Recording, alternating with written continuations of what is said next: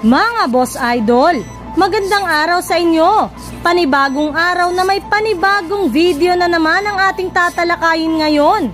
Tara na't pag-usapan natin ang balitang may request nga daw agad si James Harden sa Los Angeles Clippers at ang balitang 3-team trade na gagawin ng Barangay Ginebra para makuha nila si Bobby Ray Parks Jr.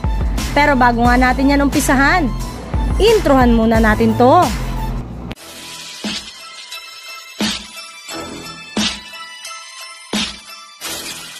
Halina't pag-usapan natin ang balitang may request nga daw agad si James Harden sa Los Angeles Clippers.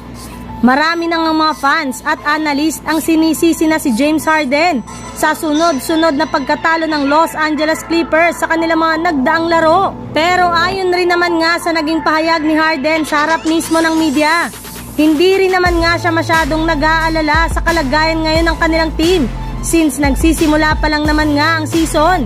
Alam naman nga po nyo, hindi siya nakasama sa ginawang training camp at preseason ng NBA ng nagdaang buwan. Kaya medyo nabibigla pa nga siya sa takbo ng kanilang mga laro. Kakailanganin pa rin nga niya ng at least 10 games para maibalik ang kanyang tunay na galaw sa loob ng court para sa Clippers.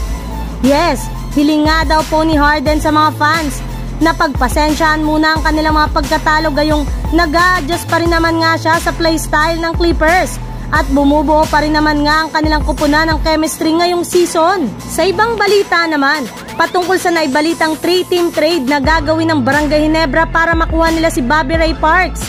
Katulad nga ng naibalita noong nakarang araw, hindi nga daw po maglalaro si Bobby Ray Parks Jr. sa Japan at babalik na nga daw ito sa PBA para maglaro sa Barangay Ginebra. Yes, tama nga ang inyong narinig. Gusto nga nitong maglaro sa Ginebra. Ayon pa nga dito, tatapusin na lamang nga daw po nito ang kanyang kontrata sa Japan B-League para makauwi siya ng Pilipinas.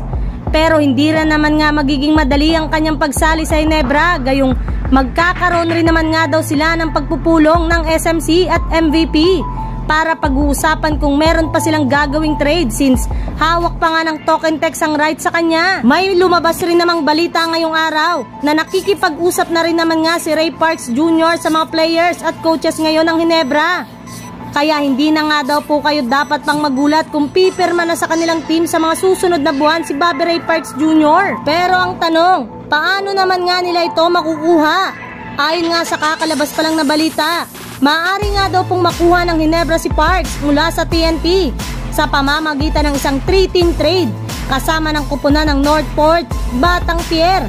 Bali dito nga makukuha ng TNT si Robert Bolick, habang masusungkit rin naman nga dito ng Northport sina Onmoberry, Pesumal, David at Mariano. Sa kanyang paraan nga ay matutuloy na nga ang hinihintay na pagkakuha ng Barangay Ginebra kay Bobby Ray Parks Jr.